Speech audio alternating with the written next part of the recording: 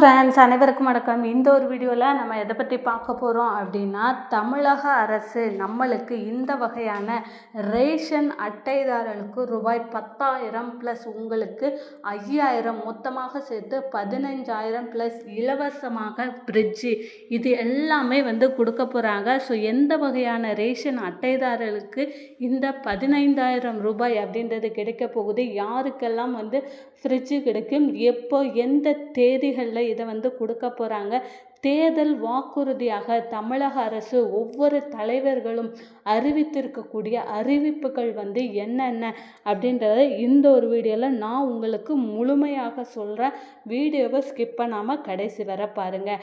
நம்மளுடைய சேனலை நீங்கள் முதல் தடவை பார்க்குறீங்க அப்படின்னா மறக்காமல் ஒரு சப்ஸ்கிரைப் பண்ணிட்டு பாருங்கள். அப்போனா தான் இது போன்ற தேர்தல் வாக்குறுதிகள் மற்றும் தேர்தலுக்கு பிறகு என்னென்ன பணம் ரொக்கத்தொகை மற்றும் பொருட்கள் வழங்க போகிறாங்க, எந்த வகையான ரேஷன் அட்டைதாரர்களுக்கு வழங்க போகிறாங்க அப்படின்ற எல்லா டீட்டெயில்ஸுமே உங்களுக்கு மிக தெளிவாக நோட்டிஃபிகேஷனாக வரும். மறக்காமல் இந்த ஒரு வீடியோவை லைக் பண்ணிவிடுங்க. ஸோ தேர்தல் வர்றதுக்கு இன்னும் ஒரு சில நாட்கள் தான் இருக்குது. தேர்தல் வாக்குறுதியாக ஒவ்வொரு தலைவர்களும் ஒவ்வொரு அறிவிப்புகள் வெளியிடுறாங்க. நிறைய பேருக்கு என்னென்ன அறிவிப்புகள் வெளியிட்டிருக்கிறாங்க, எவ்வளவு ரொக்கத்தொகை எவ்வளவு பணம் அறிவிச்சிருக்கிறாங்க அப்படின்ற எந்த ஒரு விஷயமுமே தெரியாமல் இருக்குது. ஸோ இந்த வீடியோ பார்த்து முழுமையாக நீங்கள் தெரிந்து கொள்ளுங்கள். ஃபஸ்ட்டு பார்த்தீங்க அப்படின்னா, ஒவ்வொரு குடும்பத்துக்கும் இலவசமாக ஃப்ரிட்ஜு வழங்கப்படும் அப்படின்றத சொல்லியிருக்காங்க. ஸோ தேர்தல் முடிஞ்சு யார் ஜெயிக்கிறாங்களோ அந்த கட்சியினர் கண்டிப்பாக ஃப்ரிட்ஜு, அதாவது அதிமுக அரசாங்கம் ஜெயிச்சுது அப்படின்னா உங்களுக்கு ஃப்ரிட்ஜு கிடைக்கும். அதே போல் உள்ளிட்ட பல்வேறு வாக்குறுதிகள் அளிச்சிருக்காங்க. என்ன மாதிரியான வாக்குறுதிகள், முக்கியமாக ரொக்கப்பணம் எவ்வளவு கிடைக்கும் அப்படின்றது தான் பார்க்க போகிறோம். ஸோ தமிழ்நாட்டில் மதுவிலக்கு முற்றிலுமாக அகற்றப்படாமல் படிப்படியாக அகற்றப்படும் அப்படின்ற சொல்லியிருக்காங்க. வரி சுமை, இந்த மாதிரியான நிறைய விஷயங்கள் குறைக்கப்படும். அதோடு கூட தீபாவளிக்கு இலவச வேட்டி சேலை வழங்கப்படும். ஒவ்வொரு ஆண்டும் பொங்கல் பண்டிகைக்கு 1,000 ரூபாய் பொங்கல் தொகுப்புடன் வழங்கப்படும். மகளிர் சுய உதவி குழுக்களில் உங்களுக்கு கடன் வழங்கப்படும். மகளிர் உரிமை தொகை உங்களுக்கு 2,000 ரூபாயாக உயர்த்தி கொடுக்கப்படும். அதே போல் ஒவ்வொரு குடும்பத்துக்கும் ஒவ்வொரு ரேஷன் அட்டைதாரருக்கும் ரொக்கத்தொகையாக ரூபாய் 10,000 அப்படின்றத கொடுக்க போகிறாங்க. ஸோ எடப்பாடி பழனிசாமி அவர்கள் அவங்க தேர்தலில் ஜெயித்தாங்க அப்படின்னா, தேர்தலில் ஜெயித்த உடனேயே உங்களுக்கு 10,000 ரூபாய் அதிமுக ஆட்சி அமைத்த பிறகு உங்களுக்கு 10,000 ரூபாய் அப்படின்றது ரொக்க பணமாக கொடுக்க போகிறோம் அப்படின்றத தேர்தல் வாக்குறுதியாக அவங்க சொல்லியிருக்காங்க. யாருக்கெல்லாம் உண்டு அப்படின்னு பார்த்தீங்க அப்படின்னா, முக்கியமாக அரிசி ரேஷன் அட்டைதாரர்கள், ஒவ்வொரு ரேஷன் அட்டைதாரர்களுக்குமே இந்த பணம் அப்படின்றது கிடைக்கும். அதே போல் இலவசமாக எப்படி விலையில்லா அரிசி வழங்குறாங்களோ அதே மாதிரி மாதம் அரிசி அட்டைதாரருக்கு விலையில்லா பருப்பு, விலையில்லா எண்ணெய், விலையில்லா சர்க்கரை வழங்கப்படும் அப்படின்றதையுமே சொல்லியிருக்காங்க.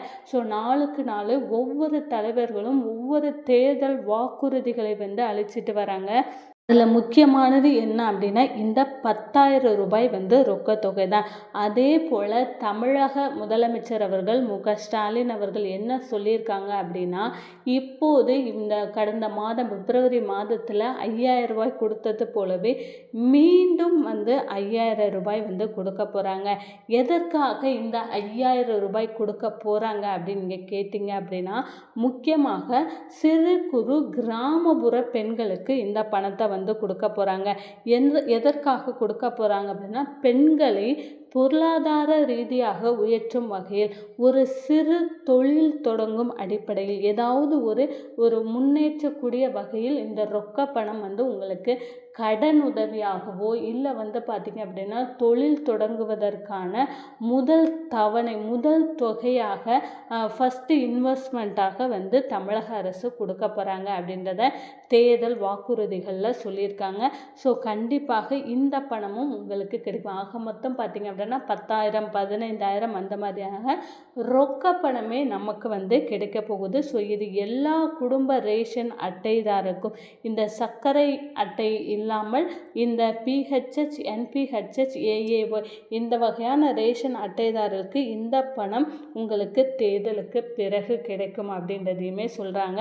ஸோ அது மட்டும் இல்லாமல் நிறைய தேர்தல் வாக்குறுதிகள் வந்து தினசரி நிறைய தலைவர்கள் வந்து அறிவிச்சிட்டு வராங்க.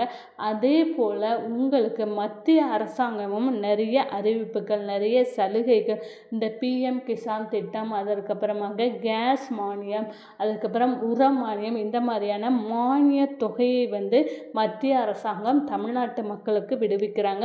ஸோ நிறைய ரொக்க பணம் அப்படின்றது நமக்கு தேர்தலுக்கு பிறகு கிடைக்கிறதுக்கான வாய்ப்புகள் வந்து அதிகமாக இருக்குது.